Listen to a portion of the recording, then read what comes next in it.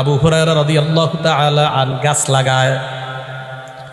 নবীজি আবু হুরায়রা রাদিয়াল্লাহু তাআলা আনহুর পাশ দিয়ে যাইতেছেন। আল্লাহর নবী বললেন, মাল্লাযী তাগরিসু ইয়া আবা হুরায়রা, আবু হুরায়রা তুমি কি লাগাও, কি গাছের চারা তুমি রোপণ করো আবু হুরায়রা?